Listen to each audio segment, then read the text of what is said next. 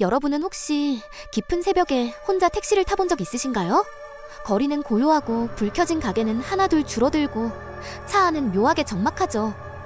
오늘 사연자는 바로 그런 시간 새벽 2시 무렵 집으로 돌아가던 길에 택시를 탔다고 합니다. 평소 같으면 그냥 피곤하게 창밖을 보다가 집에 도착했겠죠. 하지만 그날 그녀는 평생 잊지 못할 일을 겪게 되는데요. 그 경험이 단순한 꿈이었는지 아니면 정말 일어난 일인지는 지금도 알 금도 없다고 하는데요. 지금부터 바로 그 이야기 속으로 떠나보시죠. 안녕하세요. 저는 서울 광진구에 사는 김희원이라고 합니다. 그날도 저는 술자리를 마치고 집으로 가기 위해 새벽 2시쯤 택시를 잡았습니다. 차창 밖은 온통 어둠뿐 가끔 스쳐 지나가는 가로등 불빛만이 도로 위를 비추고 있었죠. 처음에는 평범했어요. 기사님은 말없이 운전에 집중하고 있었고 저도 피곤해서 그냥 창밖만 바라보고 있었습니다. 그런데 이상하게 룸미러에서 느껴지는 시선이 있었습니다. 내 착각이겠지? 그렇게 스스로를 달래려 했죠.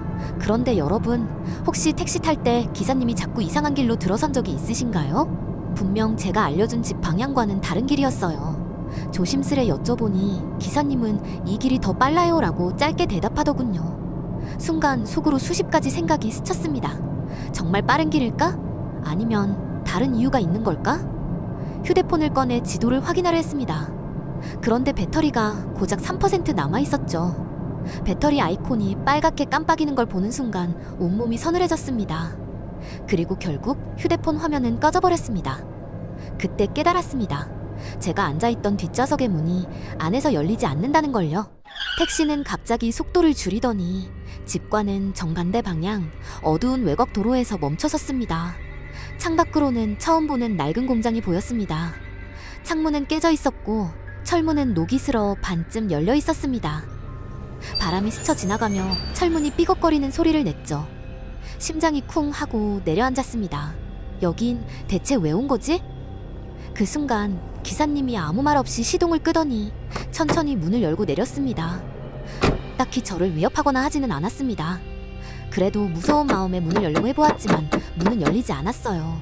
저는 온몸이 얼어붙은 채로 기사님의 뒷모습을 바라봤습니다. 그는 그대로 공장 쪽으로 녹이 슬어 무너져 벌어진 철문 틈으로 아무 망설임도 없이 걸어 들어가더군요. 남겨진 건 저 혼자뿐이었습니다. 좁은 택시 안, 잠긴 문, 꺼져버린 휴대폰, 그리고 눈앞에 아무도 없는 낡은 공장. 숨이 턱 막히는 것 같았습니다. 차 안은 너무 고요했고 제 심장 소리만 귀에 울렸습니다. 저는 핸드폰과 백으로 창문을 내리쳤지만 그마나 가지 않았습니다. 문도 마치 누군가 일부러 잠가둔 듯 꿈쩍도 하지 않았습니다. 창밖을 바라보니 어두운 공장 입구 앞 기사님의 그림자가 서 있었습니다. 가로등 불빛도 없는 그곳에서 어째서인지 그의 모습만은 희미하게 보였죠. 그는 그 어둠 속에서도 나를 노려보고 있는 듯 했습니다. 그 순간 저는 숨조차 쉴 수가 없었어요. 그리고 그와 동시에 눈앞이 새하얘졌습니다. 깜빡이 소리가 희미하게 들리기 시작했습니다. 감았던 눈을 뜨니 저는 여전히 택시 안이었습니다. 횡단보도 앞 저희 집으로 향하는 마지막 사거리에서 좌회전 신호를 기다리며 멈춰 서 있는 중이었죠. 방금 전에 그 공장이며 하는 것들은 꿈이었던 걸까요? 하지만 손바닥엔 문 손잡이를 꽉 움켜쥔 자국이 선명하게 남아있었습니다. 머리칼은 땀에 범벅이 되었고 심장이 아직도 쿵쿵 뛰고 있었습니다. 꿈이었을 거야. 그렇지? 그냥 술에 취해서 그런 꿈을 꾼 거야. 스스로를 달래려 애썼죠. 그런데 창밖으로 무심코 시선을 돌린 순간 온몸이 굳어버렸습니다. 멀리 어둠 속에 희미하게 서 있는 건물 하나. 창문이 깨지고 녹슨 철문이 반쯤 열린 바로 그 낡은 공장이었습니다. 꿈속에서 똑같이 보았던 그 모습 그대로. 우리 집 근처에 저런 공장이 있었나? 순간 등골이 서늘해지며 저는 다급히 기사님께 말했습니다. 기사님, 죄송한데 여기서 내려주세요. 빨리요. 택시는 급히 길가에 멈췄고 저는 돈을 던지듯 내고 뛰어내렸습니다. 한참을 달려 뒤돌아본 그 순간 택시는 이미 사라지고 없었죠.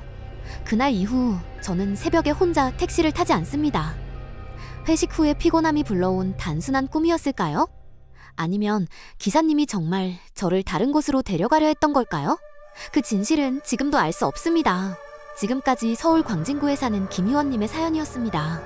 현실과 꿈, 그 경계가 모호했던 새벽 택시의 경험, 여러분은 어떻게 들으셨나요?